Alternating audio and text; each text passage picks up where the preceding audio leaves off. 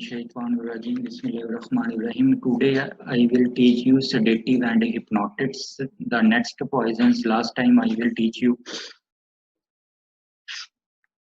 uh, uh, phosphates and another poisons, Datura poisons. Today sedative and hypnotics poisons. Sedative means the drugs that produce the calming effect on the central nervous systems, while the hypnotics are those drugs that produce sleeps.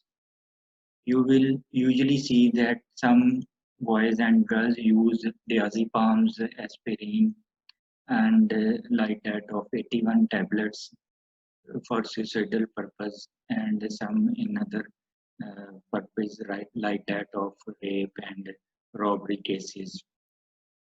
Diazepams classes included the hypnotic drugs. Under following conditions, what are the signs symptoms of sedative and hypnotics? What are the medical legal importance? What are the fatal dose? What are the fatal period? What is the treatment of the sedative and hypnotics, in which uh, antidotes is very important. Now we start.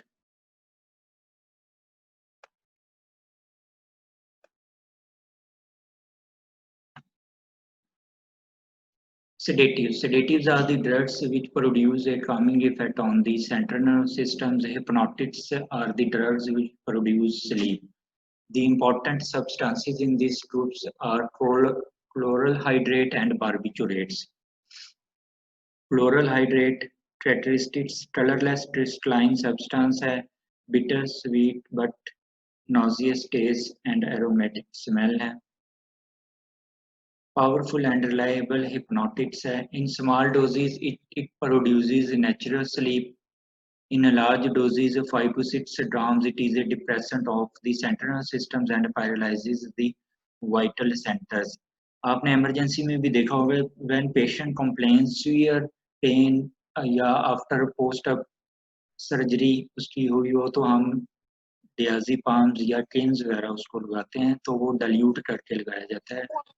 Emergencies में काम किया हो तो वो इसको dilute करके लगाते हैं, क्योंकि ये फौरी तौर पे सेंट्रल नर्वस सिस्टम को डिप्रेस कर देता है, जिसकी वजह से रेस्पिरेटरी मसल्स पैरालाइज हो जाते हैं. कार्डिक सेंटर जो है वो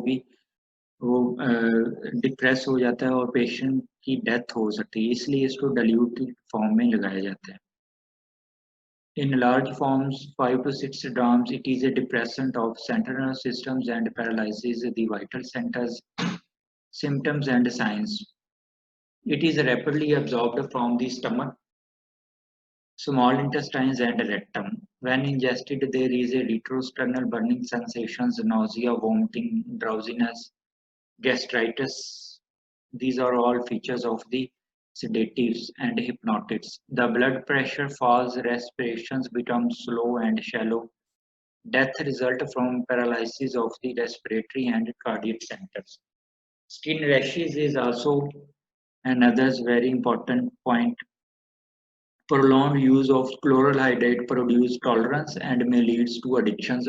जो लोग बहुत ज़्यादा ये diazepams की गोलियां यूज करते हैं या Xanax वगैरह की यूज की जाती हैं टैबलेट्स, या लेक्सिलियम की टैबलेट्स आपने नाम सुना होगा, ये हेल्प जो कि डिप्रेशन में लोग लेते हैं ड्यूरिंग एग्जाम्स के डेज में भी, ये बहुत ज़्यादा अगर यूज किया जाए तो इसकी वजह से एडिक्शंस भी हो सकती है और इंसान जो है उसकी डेथ भी हो सकती है. Prolonged use of chloral hydrate produce tolerance and may lead to addiction, physical dependence.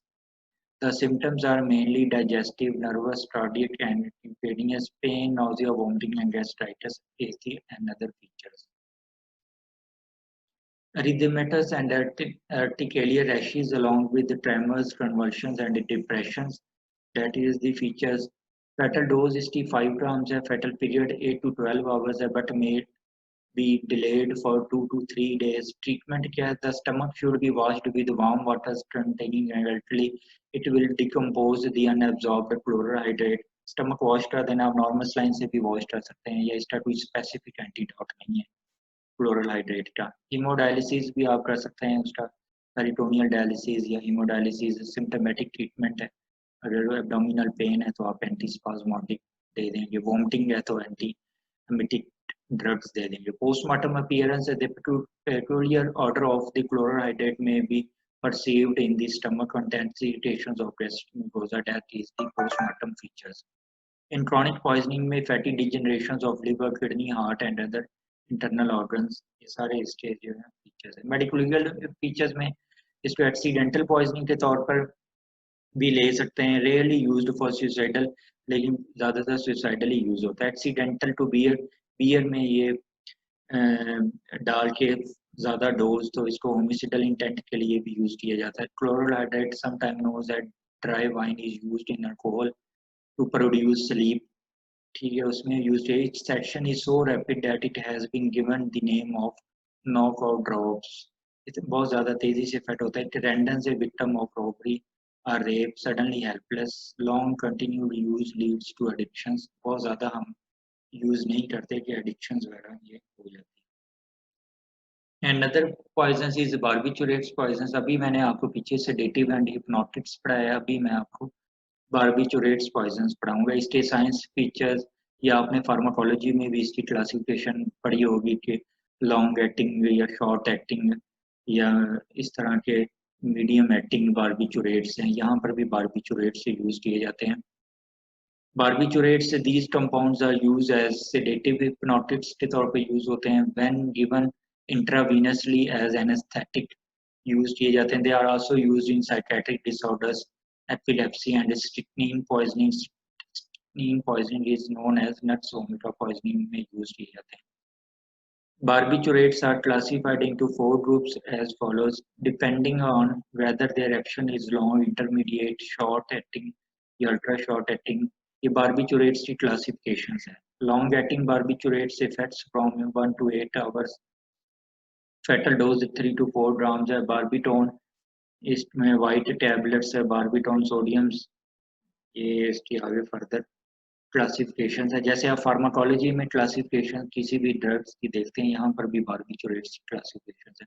Phenobarbitone है, मिथाइल फिनोबार्बिटोन है. इंटरमीडिएट एक्शन जो effects from half to 4 hours में होता है. इसकी आगे फर्दर क्लासिफिकेशन एलोबार्बिटोन, माइलोबार्बिटोन, एप्रोबार्बिटोन, ब्यूटोबार्बिटोन या पेंटोबार्बिटोन.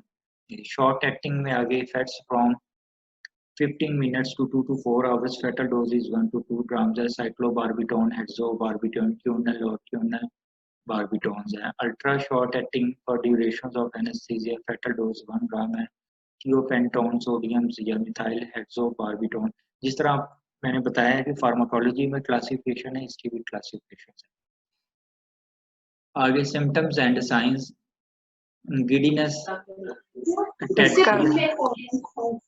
स्लर्ड स्पीच, ये इसके सारे साइंस सिम्टम्स हैं. ऑटोमेटिज्म, ये एमसीक्यूज में आ जाता है कि ऑटोमेटिज्म किस में होती है. Short period of confusion incorrectly called automatisms. ठीक है, ये एमसीक्यूज में आ जाता होता है बार्बिचुरेट्स के पॉइजनिंग में. Excitement and delirium leads two comma. The limbs are flaccid, reflexes are lost हो जाते हैं. Pupils reacts to light by alternate contraction, dilatation. The face becomes cyanotic. क्योंकि आपके lungs पैरालाइज हो जाएंगे, आपको ऑक्सीजन ही आपके डिफरेंट बॉडी पार्ट्स में नहीं जाएगी, जिसकी वजह से एस्फिक्सियल साइन सिम्टम्स प्रेजेंट होंगी.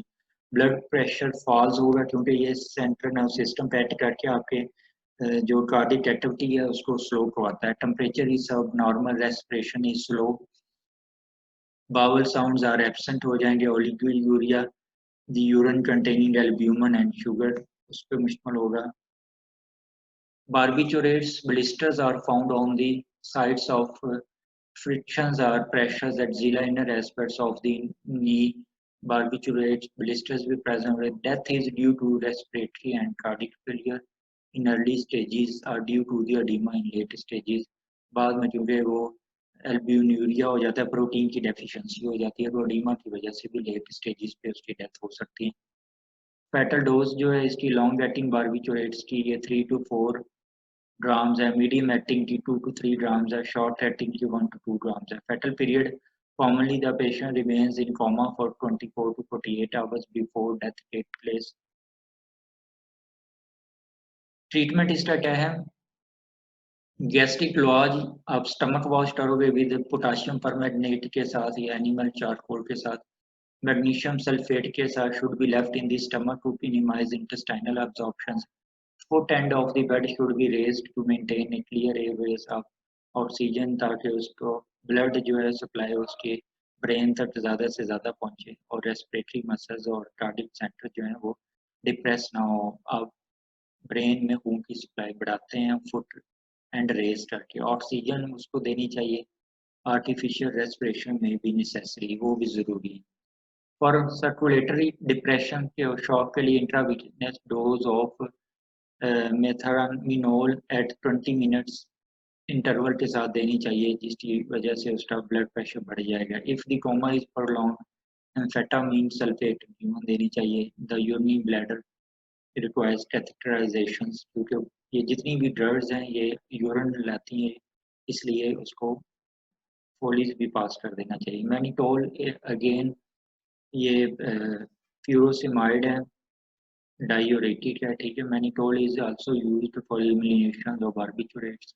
The rest of the treatment is symptomatic है। पोस्टमार्टम अपीयरेंस में froth is seen from the mouth and nose, residual capsule are found in the stomach, edema of the lungs at the kidney show degenerative changes in convoluted tubules. Other organs may be congested.